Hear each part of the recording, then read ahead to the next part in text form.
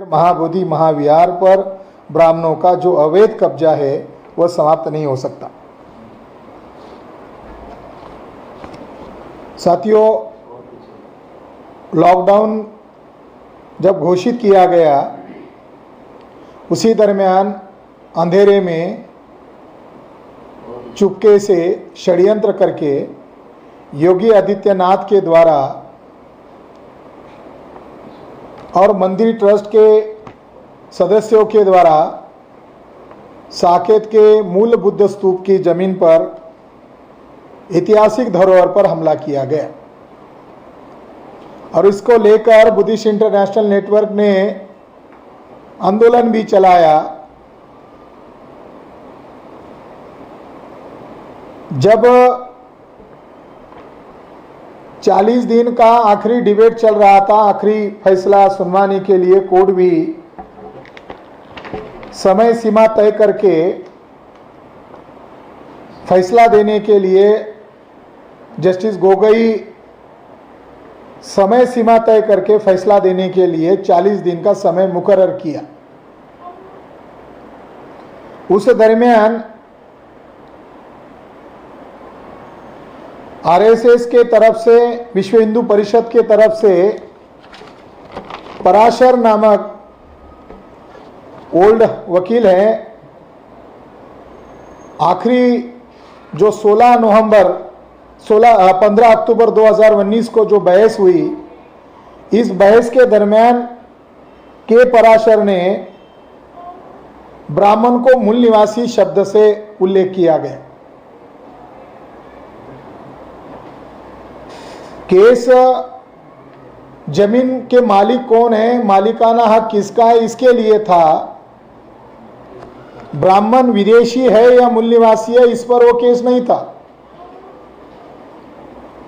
मगर के पराशरन ने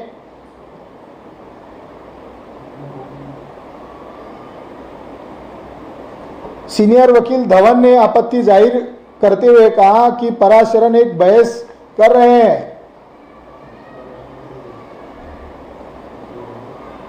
तब पराशरन ने कहा आर्य यहाँ के मूल निवासी थे, क्योंकि रामायण में भी सीता अपने पति श्री राम को आर्य कहकर संबोधित करती थी। ऐसे में आर्य कैसे बाहरी आक्रमणकारी हो सकते हैं। पराशरन ने जो मुद्दा उठाया कि आर्य ब्राह्मण यहाँ के मूल निवासी है और सीता राम को आर्य संबोधित करती थी।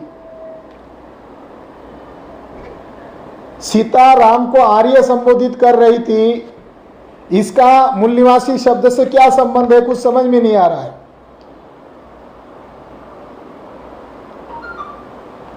डीएनए के आधार पर ब्राह्मण विदेशी सिद्ध हो चुके हैं। अगर ये बहस हो जाती तो शायद सही फैसला हो जाता। सीता राम को आर्य कह रही है। रामायण में 16 बार बुद्ध का जिक्र है, एक बार नहीं, 2 बार नहीं, 16 बार रामायण में बुद्ध का जिक्र है। सीता के मुंह में एक डायलॉग है वाल्मीकि रामायण में कि राम के ऊपर बुद्ध का ज्यादा ही प्रभाव है।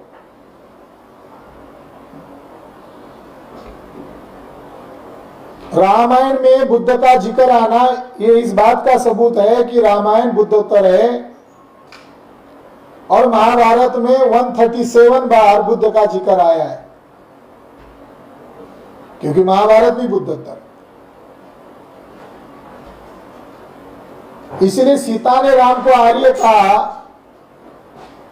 यह बात पराशरन जी कुछ छुपा रहे हैं, मगर ब्राह्मण आर्य ब्राह्मण मूल निवासी है ऐसा उनका कहना है, इसमें तथ्य नहीं है। क्यों तथ्य नहीं है? हमने सब्जेक्ट ये बनाया कि डीएनए के आधार पर ब्राह्मण विदेशी है, तो उनका साकेत पर कब्जा कैसे हुआ? जब ये आखिरी डिबेट, आखिरी डिस्कशन चल रहा है, आखिरी युक्तिवाद चल रहा है, तो आरएसएस विश्व हिंदू परिषद के ब्राह्मण वकीलों ने ब्राह्मण को मूल निवासी का डीएनए के आधार पर यह प्रूव हो गया, फाइनल प्रूव हो गया कि ब्राह्मण भारतीय नहीं है। 2001 को डॉक्टर माइकल बामशाद का डीएनए ने सिद्ध कर दिया था कि ब्राह्मण विदेशी है। तब टाइम्स ऑफ इंडिया का खास पत्रकार वाशिंगटन गया और डॉक्टर माइकल बामशाद का खास तरह का इंटरव्यू लिया और टाइम्स ऑफ इंडिया में उसकी खबर छपकर आई और उसका टाइटल ही था कि ब्राह्मणों का डीएनए भारतीय नहीं है, विदेशी है। मगर उस खबर को जो देशी लैंग्वेज है, अलग अलग रीजनल लैंग्वेज है, इस पर भारतीय ब्राह्मण बनिया मीडिया ने चर्चा नहीं किया और केवल टाइम्स ऑफ इंडिया में उसकी खबर छपकर आई। उस पर ना कोई डिबेट हुआ ना डिस्कशन हुआ। हाँ, एनडी तिवारी के एक बेटे ने जब विवाद किया कि एनडी तिवारी का वो बच्चा है, चाहे वो नाजायज ही क्यों ना हो, जब दोनों का डीएनए टेस्ट किया तो कोर्ट ने मान्य किया कि एनडी तिवारी का ही वो बच्चा है। डीएनए का मामला केवल डीएनए का मामला नहीं था। माइकल बामशाद ने यह तक प्रूव किया कि ब्राह्मणों ने ही भारत में वर्ना सिस्टम और जाति सिस्टम लागू किया और ब्राह्मणों की औरतों का डीएनए, उनका जो भूभाग है काला समंदर के पास यूरेशिया, वहां की महिलाओं के साथ ब्राह्मणों की महिलाओं का डीएनए मैच नहीं हुआ, बल्कि उनका डीएनए भारतीय महिलाओं के साथ मैच हुआ। बाबा साहब अंबेडकर ने 1916 में कास्ट इन इंडिया एक रिसर्च पेपर एमए एंथ्रोपोलॉजी के लिए पेश किया था। जब वो पढ़ाई कर रहे थे तब उन्होंने जाहिर किया था रिसर्च के आधार पर कि ब्राह्मणों ने महिलाओं का हथियार के तौर पर इस्तेमाल किया जाति का निर्माण करने के लिए। जो बाबा साहब अंबेडकर ने 1916 में कहा, वही बात डॉक्टर माइकल बामशाद ने मान्य किया डीएनए के आधार पर। जो डीएनए कह रहा है कि ब्राह्मण विदेशी है, वही बात ब्राह्मण लोग भी मान्य करते हैं। जवाहरलाल नेहरू ने डिस्कवर ऑफ इंडिया में मान्य किया ब्राह्मण विदेशी है। लेटर्स टू इंदिरा नामक किताब में जो उन्होंने पब्लिश किया, उसमें इंदिरा के नाम पर जो खत है, उसमें खुद कहा कि हम लोग जंगली थे, जाहिल थे और शायद हम लोगों को खाना खाने के लिए नहीं मिल रहा होगा, तो टोलियों की तौर पर माइग्रेशन करके, स्थलांतर करके हम इंडस वैली की तरफ आए और यहाँ के सभ्यतापूर्ण समाज को हमने नष्ट किया और हम यहाँ के हुक्मरान हो गए।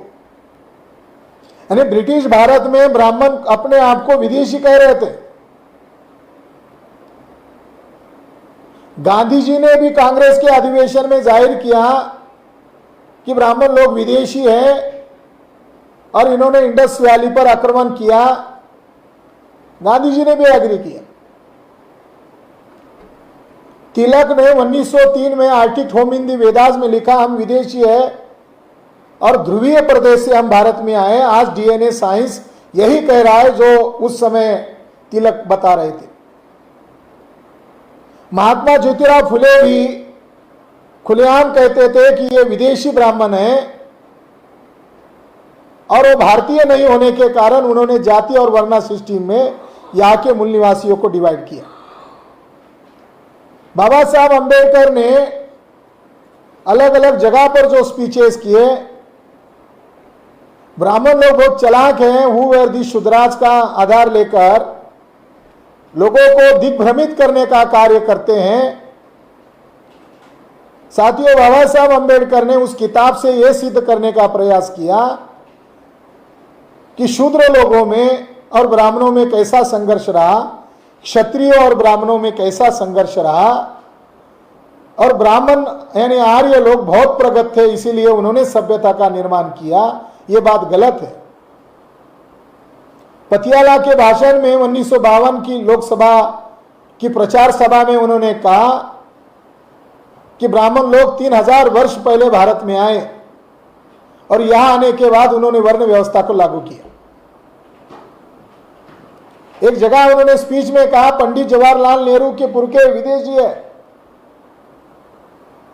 और जो अंतिम भाषण उनका रहा वाराणसी में, उन्होंने जाहिर तौर पर कहा, हम मूल निवासी लोग नाग लोग हैं और नाग लोगों का और ब्राह्मणों का कड़वा संघर्ष रहा। ब्राह्मण घोड़े पर आए तलवार लेकर, इसीलिए वो सभ्य नहीं हो सकते। सभ्यता तो हम लोगों ने पैदा की है। तो ऐतिहासिक आधार पर जो हमारे महापुरुषों ने बताया, उसको डीएनए ने मान्यता दिया। और राखीगढ़ी डीएनए 2000 सितंबर 2019 में हुआ। अगस्त 2018 में 117 लोगों का डीएनए साइंटिस्ट रिपोर्ट प्रकाशित हुआ। और उस पर भी ब्राह्मणों ने इंटरनल सर्कल पर विवाद शुरू किया। तो वही रिपोर्ट राखीगढ़ी डीएनए के साथ द साइंस जो इंटरनेशनल जर्नल है, इसमें प्रकाशित हुआ। इन दोनों रिपोर्ट का कहना यह है कि ब्राह्मण विदेशी है और ब्राह्मणों का भारत में आगमन का समय ईसा पूर्व 2000 है। और ईसा पूर्व 2000 से लेकर 1700 के बीच में उन्होंने इंडस वैली पर आक्रमण किया और आहिस्ते आहिस्ते वो यहां पर स्थिर हो गए।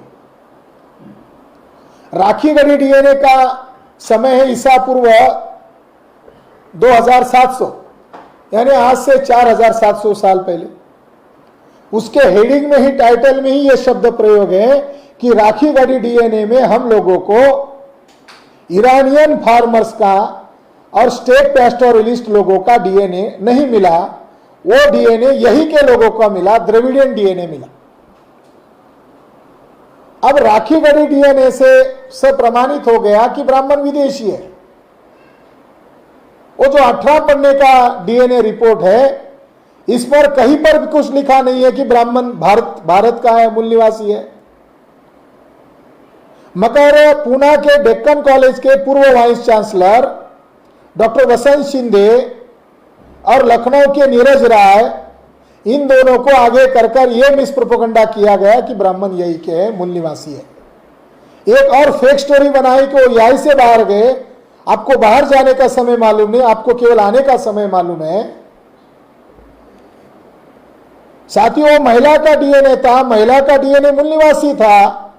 जानबूझकर उन्होंने पुरुष कंकाल का डीएनए भेजा नहीं, और जो मूल निवासी लोगों का डीएनए था उसको ब्राह्मण और सभी लोग भारतीय है, ऐसा मिसप्रोपेगेंडा किया।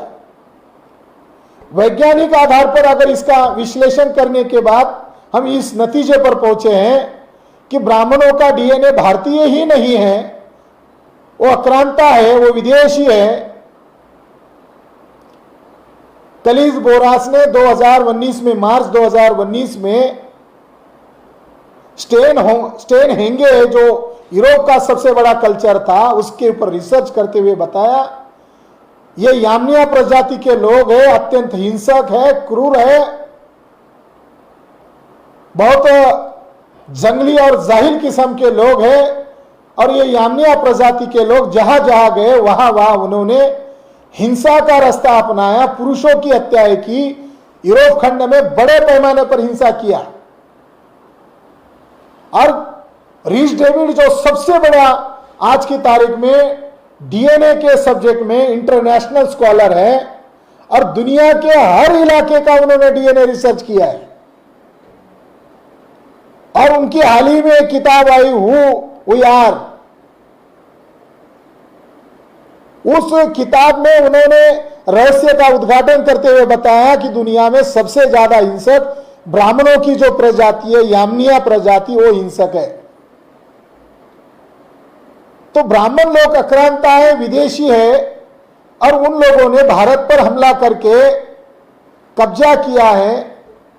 और सुप्रीम कोर्ट के द्वारा जो फैसला आया, यह फैसला न्याय और सत्य सबूत के आधार पर नहीं आया, बल्कि उन्होंने जाहिर तौर पर कह दिया कि हिंदुओं की आस्था यही है कि भगवान राम का जन्म स्थान जहां पर बाबरी मस्जिद थी वहीं पर है, और आस्था और श्रद्धा के आधार पर और मौखिक गवाही और दस्तावेजों के आधार पर हम फैसला दे रहे हैं कि यह जगह का मालिकाना हक इनको दिया जा सकता। सुप्रीम कोर्ट में जो फैसला दिया गया, बाद में सुप्रीम कोर्ट के जजेस ने भी जस्टिस गोगोई के ऊपर कई सारे सवाल खड़े कर दिए थे। सीनियर वकील माननीय धवन जी ने डिबेट करते हुए चीफ जस्टिस को कहा कि आप लोग सप्ताह भर हमसे डिबेट चलाते हैं, आर्गुमेंट चलाते हैं, मगर हमें स्टडी करने के लिए समय देना चाहिए, आपको इतनी जल्दी क्यों पड़ी है? ये केस ऐसी चल रही है जैसे कोई क्रिकेट की टूर्नामेंट चल रही है। आप भी एक जमाने में वकील थे, सीनियर वकील थे, आपने अपनी जिंदगी में इतनी लगातार कोई आर्गुमेंट नहीं किया, हमको समय दिया जाए। तो जस्टिस गोगोई ने उस दिन तो उसका जवाब नहीं दिया, मगर दूसरे दिन उसका जवाब दिया और उसमें उन्होंने कहा कि इसे क्रिकेट टूर्नामेंट जो कहा गया ये गलत है, इसको एक केस के तौर पर ही माना जाए, ये केस ही है, हमें इस पर व्यर्थ की भाषणबाजी कर राज्यसभा नहीं जाना है। चीफ जस्टिस साहब ने स्टेटमेंट में धवन साहब का जवाब देते हुए उस दिन जवाब नहीं दिया, दूसरे दिन जवाब दिया। एक ढंग से राज्यसभा के जो मेंबर है इनकी इसमें अपमान भी है।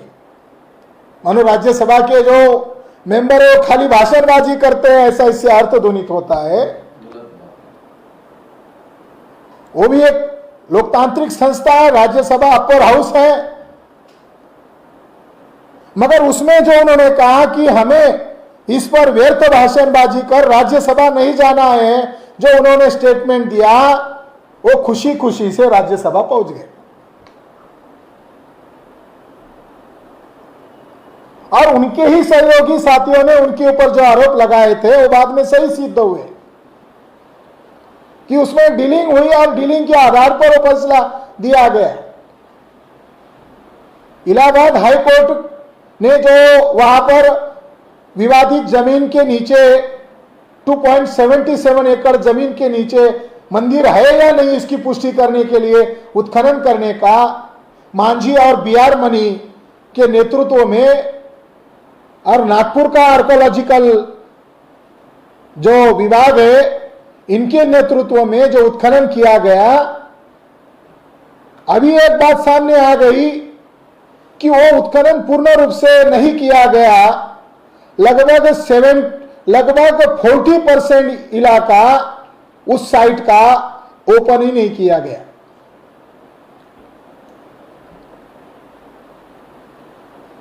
कई जगह जो महत्वपूर्ण जगह है उसको ओपन ही नहीं किया। तो इलाहाबाद हाई कोर्ट ने किस आधार पर फैसला दिया? यह प्रोपेगेंडा किया गया कि इलाहाबाद हाई कोर्ट का फैसला एएसआई की रिपोर्ट के आधार पर है, मगर पूरी साइट का तो उत्खनन नहीं किया गया। लॉकडाउन में उन्होंने 21 दिन जेसीबी का इस्तेमाल किया, जो वहां पर सम्राट अशोक का मूल बुद्ध स्तूप था। साथियों, डीएनए के आधार पर इनका इस जगह पर कब्जा करने का कोई आधार नहीं है। आर्कोलॉजिकल आधार पर भी उनका साकेत पर कब्जा करने का कोई नैतिक अधिकार नहीं है।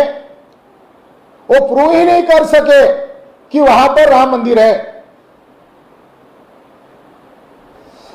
BR Mani, Allahabad high court और सुप्रीम कोर्ट ने जो भी दस्तावेज और जो भी सबूत पेश किए गए, वो सबूत क्या है? सुप्रीम कोर्ट नहीं तय कर पाया कि रामायण का लिखित काल क्या है, महाभारत का लिखित काल क्या है। अयोध्या महात्म्य और स्कंद पुराण को आधार बनाकर यह फैसला दिया गया। रामचरितमानस को आधार बनाकर फैसला दिया गया।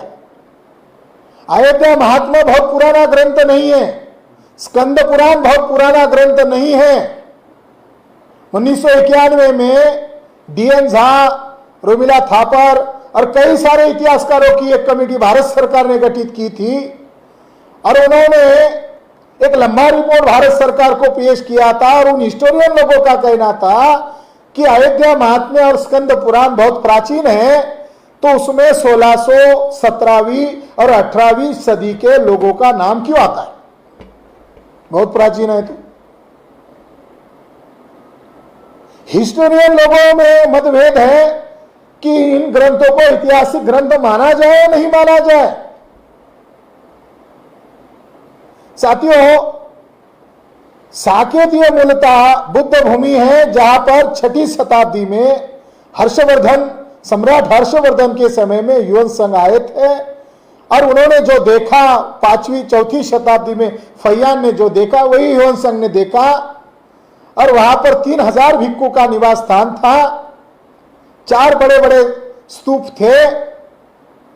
मामला केवल 2.77 एकड़ एरिया का नहीं है, वो लगभग 70 एकड़ जगह बुद्धिस्ट मॉन्यूमेंट से भरी पड़ी है। सम्राट अशोक द्वारा 4 बड़े बड़े स्तूप है, बड़े बड़े वहां संगराम हैं, जिसे पूर्वाराम कहते या पूर्वाराम कहते हैं, जो विशाखा ने दिया हुआ है। साथियों, वो जगह का मामला और पेचीदा हो गया है। सुप्रीम कोर्ट का कहना है कि हमने एक लंबे अरसे से चल रहे विवाद का हमने विराम कर दिया और शांतिपूर्ण ढंग से हमने इसका हल ढूंढ लिया। इस बात में तथ्य नहीं है, इस बात में बिल्कुल तथ्य नहीं, बल्कि और विवाद खड़ा कर दिया।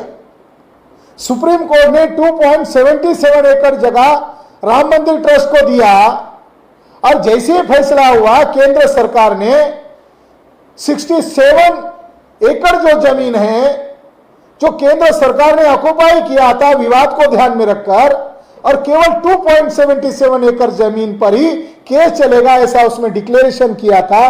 वो जमीन भी अभी वर्तमान में मंदिर ट्रस्ट को दे दिया है।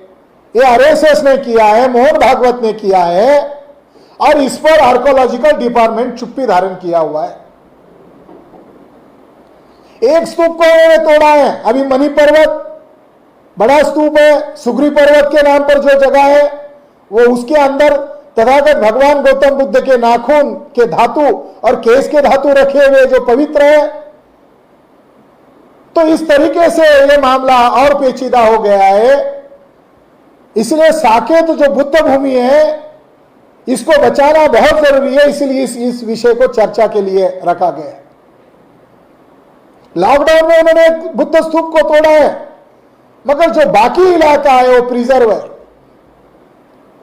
अब कोर्ट किस बात को मानता है? तथ्य और सबूत को मानता है। 1977 में उस समय के तत्कालीन आर्कोलॉजिस्ट, डायरेक्टर जनरल और आर्कोलॉजिस्ट लोगों ने साकेत में यानी अयोध्या में विवादित जगह के नजदीक ही एक मंदिर का निरीक्षण किया और एएसआई के रिपोर्ट में उसका रिपोर्ट छाप दिया। छोटा ही था मगर बहुत महत्वपूर्ण था। नागेश्वर नाथ टेम्पल नामक मंदिर बहुत ही नजदीक है विवादित जगह से, कुछ मीटर अंतर पर।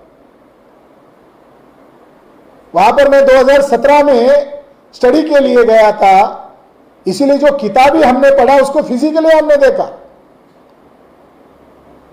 आर्कोलॉजिकल डिपार्टमेंट कहता है कि वो जो शिवलिंग है, जिसको कमल की पंखुड़िया की डिजाइन है, ऐसा शिवलिंग तो ऑल इंडिया में कहीं पर भी नहीं है कि जिसको शिवलिंग भी कह रहे हैं और उसको कमल की पंखुड़िया का डिजाइन है।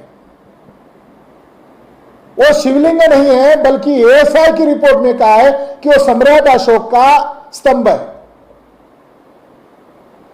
यानी यह बात विवाद हल करने के लिए बहुत महत्वपूर्ण था। 1990 के बाद दिलीप चक्रवर्ती नामक जो फॉरेन में लेक्चरर है अमेरिका में और दुनिया में जाने माने आर्कोलॉजिस्ट और इतिहासकार में उनका नाम अग्रगण्य आता है। उन्होंने किताब लिखी archaeological geography of the Ganga plain. उसके पेज नंबर 253 पर उन्होंने जाहिर तौर पर कहा कि नागेश्वर नाथ टेम्पल के अंदर जो शिवलिंग है वह कोई और नहीं है बल्कि सम्राट अशोक का स्तंभ का टूटा हुआ हिस्सा है। और उन्होंने उस समय कहा कि राम मंदिर और मस्जिद के विवाद का मामला चल रहा है और इसके कारण इस जगह की खुदाई के लिए अवरोध हो गया है, लेकिन भारतीय पुरातत्व विभाग ने निष्पक्षता से अगर इस मंदिर की खुदाई की तो स्तंभ के अन्य हिस्से मिलेंगे और स्तंभ के ऊपर सम्राट अशोक का लिखा हुआ शिलालेख मिलेगा, तो वो जो विवाद चल रहा है मंदिर मस्जिद का, वो विवाद का भी हल हो जाएगा। बड़ी आश्चर्यजनक बात है, ये जो फैसला हुआ, इस फैसले में कई सारे गवाहों का इस्तेमाल किया गया।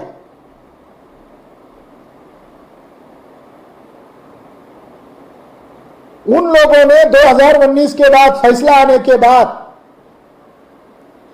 जिस दिलीप चक्रवर्ती ने वो जगह मौर्य सम्राट अशोक की है यह प्रमाणित किया, वर्तमान भाजपा सरकार ने उन्हें पद्मश्री अवार्ड दे दिया, चुप कर दिया। अब दिलीप चक्रवर्ती इस पर बोल नहीं रहे, यानी मैनेज करने का मामला। दूसरा मामला यह आया, यानी जुडिशरी के लोगों ने, हमने जो इतिहास सब्जेक्ट बनाया कि पुरातात्विक आधार पर साकेत भूमि बुद्ध भूमि है, फिर भी उस पर ब्राह्मणों का कब्जा होना यह भारत के मूल इतिहास को बदलने का षड्यंत्र है, इसके आधार हम दे रहे हैं। जो दिलीप चक्रवर्ती ने कहा उसको चुप कर दिया, अब वो चुप है। बीआर मनी कहते हैं, लॉकडाउन में उनका स्पीच हुआ कि मैं एक्सकेवेशन करने के लिए तैयार नहीं था, मुझे ब्रेन हेमरेज आकर गया था, यानी दिमागी बीमारी थी, और मैं दवाई लेकर ठीक हो रहा था और अचानक टीवी पर नाम आया, मेरा नाम आया, मैं मना कर रहा था, मैं मना करने के बावजूद मुझे लिया गया। और फिर उन्होंने जो रिपोर्ट बनाया उस रिपोर्ट में इनडायरेक्ट लैंग्वेज का इस्तेमाल किया, डायरेक्ट जो लिखना चाहिए वो लिखा नहीं। मांझी और मनी को ब्राह्मण लोगों ने मैनेज किया और मैनेज करके जैसा रिपोर्ट चाहिए वैसा लिखवा लिया। 2009 में जब डिबेट चल रहा था, आर्गुमेंट चल रहा था, जफरयाब जिलानी साहब ने इलाहाबाद हाई कोर्ट में जो कहा वही बात सुप्रीम कोर्ट ने बार बार कोर्ट की है। आखिरी के जजमेंट में भी उन्होंने इस बात को उसका हवाला दिया है, जिसमें खास पेज नंबर 86 पर, रिपोर्ट की पेज नंबर 86 पर सर्कुलर श्राइन ऐसा एक हेडिंग है, गोलाकार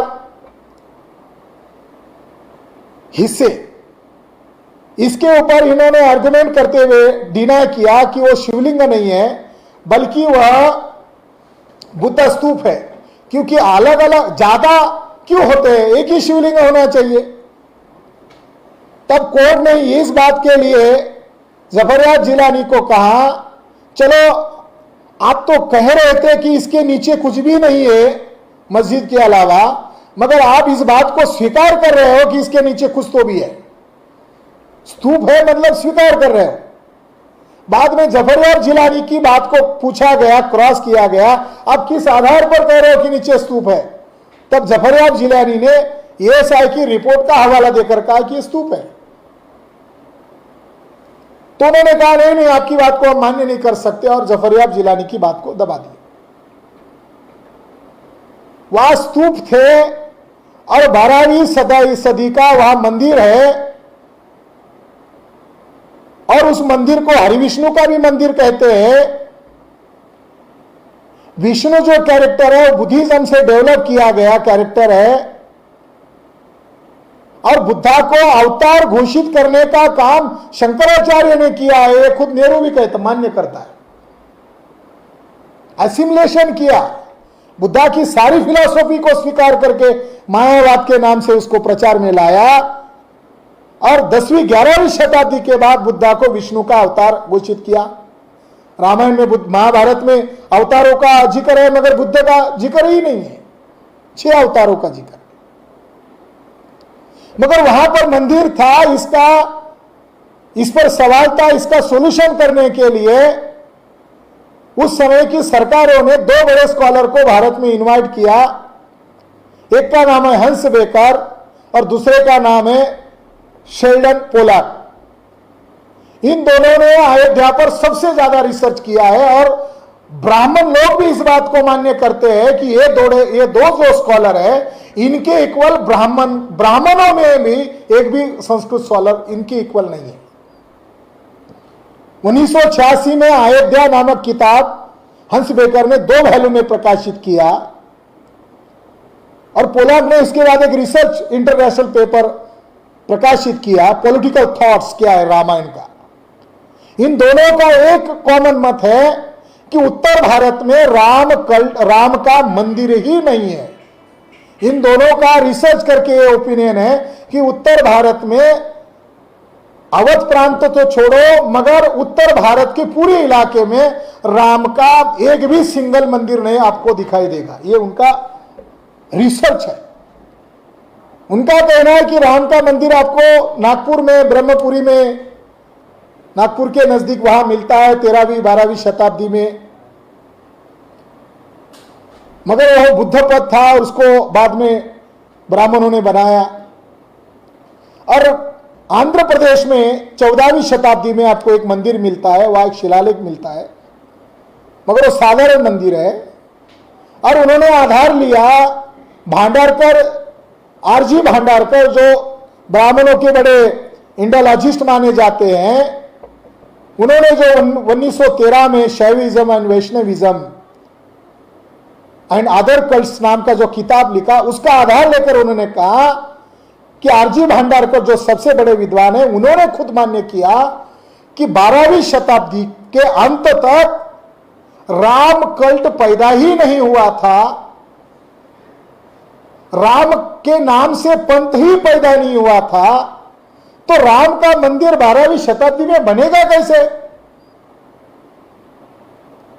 सुप्रीम कोर्ट ने हंस बेकर का थोड़ा विधान, उसका जिक्र किया, उनका निचोड़ क्या है वो नहीं बताया। वो ये दिखाने के लिए, जजमेंट दिखाने के लिए कि हम लोगों ने कितना बड़ा अध्ययन किया, कितना बड़ा निष्पक्षता से काम किया। साथियों, उस जजमेंट में 2 और महत्वपूर्ण बातें मुझे नजर में आई। नंबर 1 बात कि जैसे हंस बेकर का इस तथ्य को उन्होंने डिनाई किया, उसी तरह उन्होंने सवीरा जायसवाल नामक जो बहुत बड़ी हिस्टोरियन है, उस हिस्टोरियन को आरएसएस, बीजेपी, विश्व हिंदू परिषद के लोगों ने साक्षीदार के तौर पर रखा। पहला उसका क्या कहना है ये हम देखते हैं, और कोर्ट ने उसको किस आधार पर इंटरप्रेट किया, यानी सवेरा जायसवाल भी गलत बोल दिया। कोर्ट की भाषा में यह अवमानना है, तथ्यों को तोड़ मरोड़ कर पेश करना, ये कोर्ट की भाषा में अवमानना है, चीटिंग है। Suvira Jaiswal the origin of development of Vaishnavism, इस किताब में, और उसका पीरियड है Vaishnavism from 200 BC to 500 AD, ऐसा उसका किताब है। उसने इस बात को एग्री किया, हिस्ट्री ऑफ संस्कृत लिटरेचर जो किटे का द्वारा लिखित है, उस आधार को लेकर उसने इस बात को स्वीकार किया कि विष्णु जो कैरेक्टर है या नारायण जो कैरेक्टर है, यह बौद्ध लिटरेचर से ही ब्राह्मणों ने डेवलप किया, यह उसने एग्री किया। उसने कहा ललित विस्तार में बुद्ध को विष्णु नारायण के रूप में रूपांतरित किया गया, और इसके माध्यम से बौद्ध धर्म और वैष्णव धर्म इनके साथ नजदीकी लाने का काम किया गया। पेज नंबर 25 पर उसने इस बात को एग्री किया, और आगे वो कहती है कि राम और वासुदेव इनकी प्राचीन कथा बौद्ध लीजेंड के स्वरूप में जातक में सुरक्षित है, और वहीं से दशरथ जातक और घृत जातक से प्रेरणा लेकर बाद के समय में रामायण और महाभारत की रचना किया गया। यह सवेरा जायसवाल का कहना है। अब कोर्ट में उसका क्या कहना है? चीफ जस्टिस ने उसको कोट किया। चीफ जस्टिस ने सवेरा जायसवाल को कोट करते हुए क्या मिस इंटरप्रिट किया, मैं इस कार्यक्रम के बहाने बताना चाहता हूं। जो 40 दिन की बहस हुई उसमें सुप्रीम कोर्ट का यह कहना है कि इस फैसले में एक जगह कहा गया है कि हिंदुओं की प्राचीन ग्रंथ स्कंद पुराण, वैष्णव खंड और अयोध्या महात्मा खासतौर पर इसकी पुष्टि करते हैं कि अयोध्या भगवान राम की जन्मभूमि है। इन ग्रंथ का मैंने जिक्र किया कि ये प्राचीन नहीं है, इसलिए इसको ऐतिहासिक आधार नहीं माना जा सकता। उन्होंने आगे ये कहा कि अडेंडम में कहा गया है कि हिंदू धर्म का मुख्य आधार उनके धार्मिक ग्रंथों को माना जाता है। वाल्मीकि रामायण को महाभारत और भगवत गीता से भी पुराना माना गया है।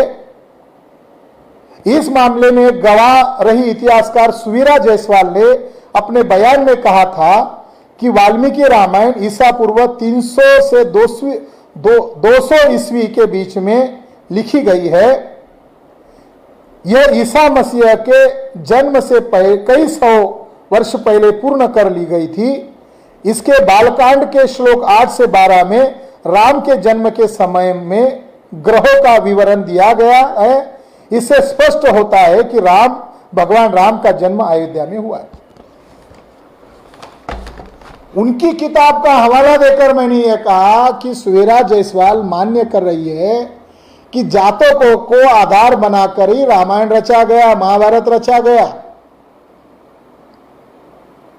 और सुप्रीम कोर्ट उनकी साक्ष्य को आधार बनाकर कह रही है कि ईसा पूर्व 300 और दूसरी शताब्दी में और ईसा के जन्म के पहले कई सौ वर्ष पहले। इसका क्या मतलब है? ब्राह्मण लोग अपनी झूठी बात को लाखों साल पहले जोड़ते। चलो एक बात तो ठीक हुआ कि आपने कुछ समय निर्धारित किया, अच्छा हुआ, मगर इसमें सच है क्या? सुवीरा जायसवाल खुद मान्य कर रही है कि जातकों से रामायण महाभारत बनाया गया। जातकों का निर्माण है ईसा पूर्व 5वीं 6वीं शताब्दी। बुद्ध काल के समय में जातकों का निर्माण हुआ। त्रिपिटक बुद्धा के परिनिर्वाण के बाद ही लिखे गए, उसमें जातकों का लिखित रूप में संकलित किया गया। मगर उन्होंने 3री शताब्दी में क्यों जोड़ा गया? क्योंकि 3री शताब्दी में सम्राट अशोक ने भरहुत के स्तूप पर 29 जातक कथाओं को शिल्पांकित किया है।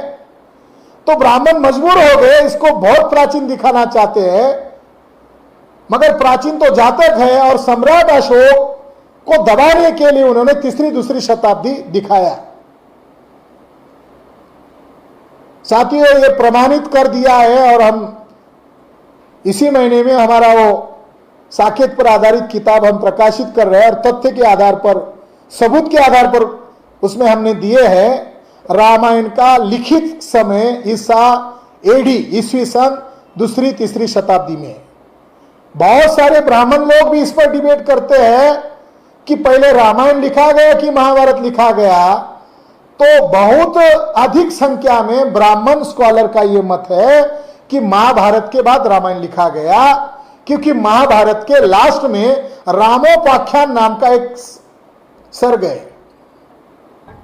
मगर वाल्मीकि रामायण और रामोपाख्यान में कुछ स्टोरी अलग अलग है। मगर बहुत सारे लोगों का यह मानना है कि रामायण महाभारत के बाद लिखा गया। अब झूठ से पर्दा उठाना बहुत जरूरी है। ये जो माइथोलॉजिकल लिटरेचर है, ये आज तक बहुत पुराना बताते हैं। इन सभी बातों को नकारने वाले सारे तथ्य और सबूत सामने आ गए। मिस्टर वेबर ने 1880 में ऑन दी रामायणा नामक किताब में प्रूव कर दिया कि रामायण का रचना काल ये कुषाण के पीरियड में हुआ है, क्योंकि रामायण में शक, कुषाण, हून, पल्लव, इन लोगों का जिक्र आता है, और उनका आगमन, भारत में आगमन का पीरियड 1ली से 3री शताब्दी में है। तो इस बात से प्रमाणित हो गया कि इनका इस बात रामायण में जिक्र आना ये इसी पीरियड में लिखा गया। मेजर जनरल कनिंघम का यह दावा है कि महाभारत में राजा हरिश्चंद्र की कथा आ जाती है, महाभारत में शबी राजा की कथा आती है, ये जातकों की चोरी है। मगर शबी राजा जो है, जो अपनी आंख देता है और इधर अपनी शरीर का हिस्सा काट कर देता है, ऐसी थोड़ी भिन्न कथा है, मगर चोरी की है। कनिंघम महोदय का कहना है कि यह शिल्प एडी यानी ईस्वी सन पहली शताब्दी में यह गुफा अंकित की गई, बनाई गई जातक के आधार पर, तो महाभारत इसके बाद ही लिखा गया, ऐसा उनका आर्कोलॉजिकल ओपिनियन है। तो सप्रमाणित सिद्ध हो गया। ग्रेग वेली नामक एक बहुत बड़ा स्कॉलर है, उनका एक रिसर्च पेपर 2018 में प्रकाशित हुआ, उसमें 3-4 ब्राह्मण स्कॉलर है और अधिक संख्या में विदेशी स्कॉलर है। उन्होंने बुद्धा वर्ड इन रामायण नामक, बुद्धा वर्ड इन महाभारता नामक अपने रिसर्च पेपर में सिद्ध किया कि बुद्धिज्म की फिलॉसफी को काउंटर करने के लिए महाभारत गीता का रचना ये 3री-4री शताब्दी के बाद किया।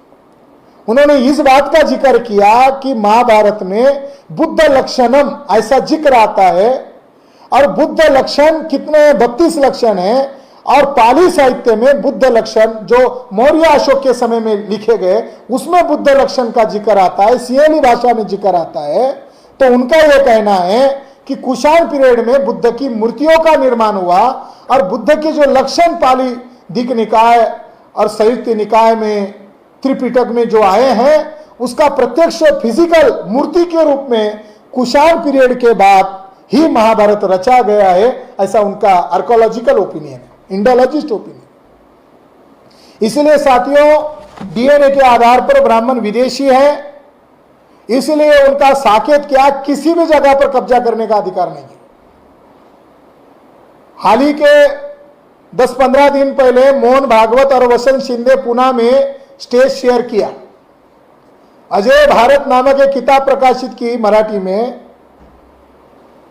अब वो उसके बाद का डेवलपमेंट है, और उस किताब में भी सुधा रिजबुड नामक वो ब्राह्मण औरत ने इस बात को पुष्टि दिया कि राखी गढ़ी का हवाला देकर कहा कि ब्राह्मण भारत के मूल निवासी है, कोई बाहर से नहीं आया। वसंत शिंदे मोहन भागवत के साथ स्टेज शेयर कर रहे हैं और ब्राह्मणों की वकालत कर रहे हैं, जैसा मोदी का चेहरा ब्राह्मण इस्तेमाल करके पिछड़े वर्गों को गुमराह करते आया है, उसी तरह बैकवर्ड कास्ट का ये आदमी है वसंत शिंदे, इसका इस्तेमाल डीएनए और आर्कोलॉजी के आधार पर झूठ बताने के लिए कर रहे हैं। हमने उन्हें लीगल नोटिस भेजा था, अभी तक वसंत शिंदे ने उसका जवाब नहीं दिया। आने वाले समय में हम उनको जवाब मांगेंगे, डेक्कन इंस्टीट्यूट को भी हम जवाब मांगेंगे।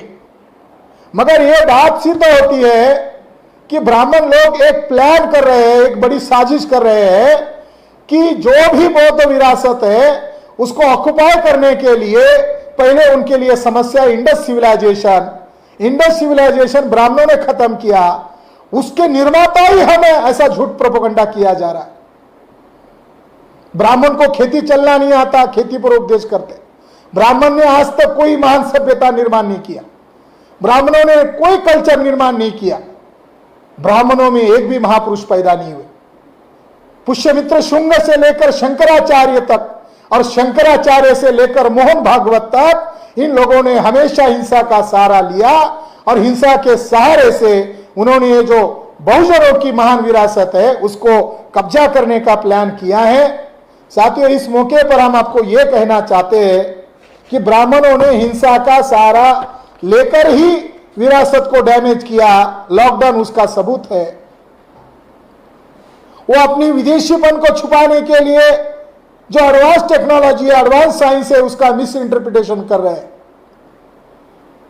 तो ये विरासत बचाने का मामला है ही, मगर डीएनए के आधार पर ब्राह्मण विदेशी सिद्ध हो गया है, इस बात का हमें बड़े पैमाने पर अभियान के तौर पर प्रचार करना होगा।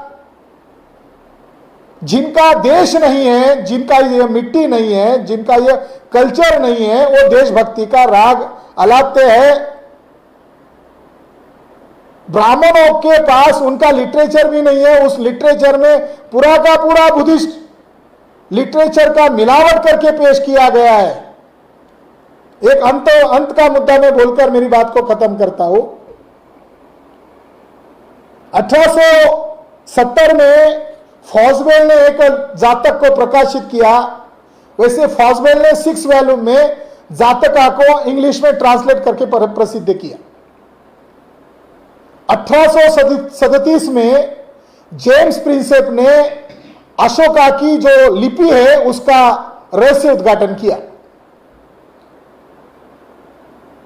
बहुत हम उनके ऋणी हैं कि सम्राट अशोक केवल भारत के ही नहीं बल्कि दुनिया के लीजेंड है, दुनिया के लिए आदर्श है। ये दुनिया के पटल पर आया, जेम्स प्रिंसेप के द्वारा आया। 1860 के बाद महाबोधि का और कई सारे बुद्ध से जुड़ी हुई बातों का उत्खनन कार्य शुरू हुआ। जातक कथाएं शिल्पांकित मिलना शुरू हुआ, मगर उसका अर्थ ही नहीं पता चल रहा था। तो ब्रिटिश लोगों ने, हॉजवेल, रीस डेविड और कई विद्वानों ने उसका ट्रांसलेशन किया, क्योंकि आर्कोलॉजी को समझने के लिए बुद्धिस्ट लिटरेचर का समझ होना बहुत जरूरी था।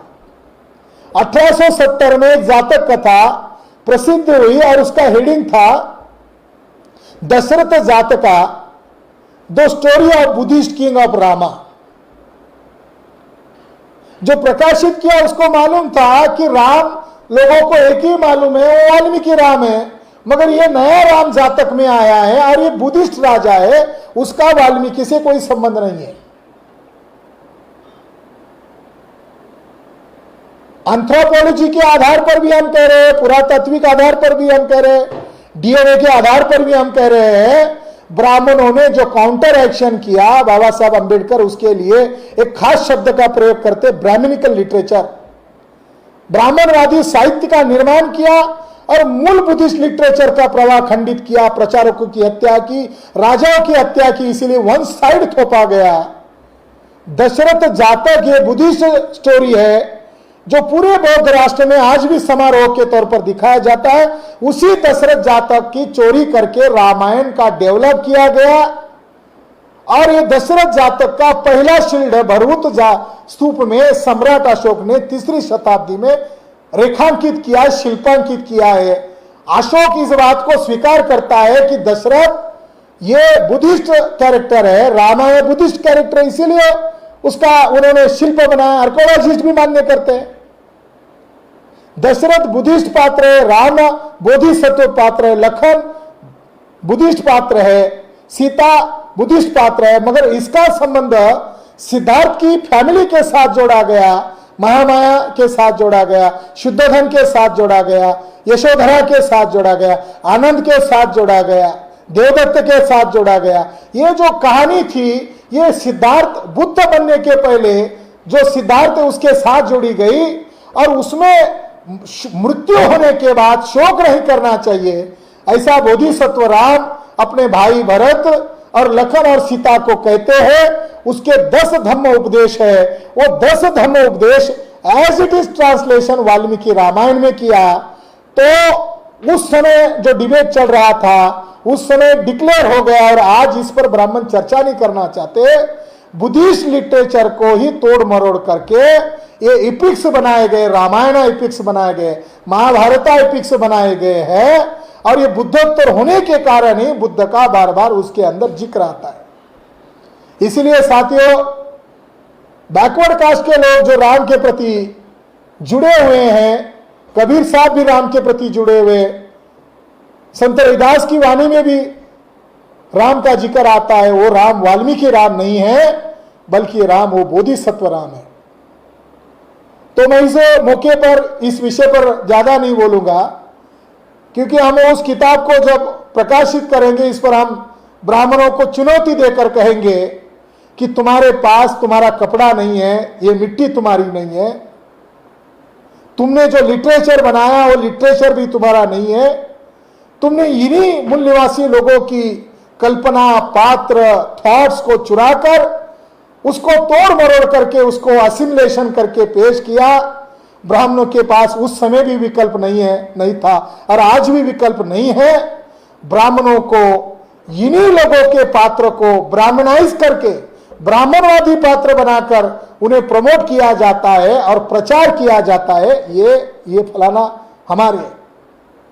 एक निजी खत में स्वामी विवेकानंद ने खुद मान्य किया, रामकृष्ण ब्राह्मणों के कहा है, ये तो महायानी परंपरा से चुराकर ब्राह्मणों ने प्रमोट किए, और ये जो वैष्णववाद है, भक्तिवाद है, ये महायानी बुद्धिस्ट लोगों का भक्तिवाद है। मगर उन लोगों ने इस बात को सच सामने नहीं आने दिया। मैं इस मौके पर यही कह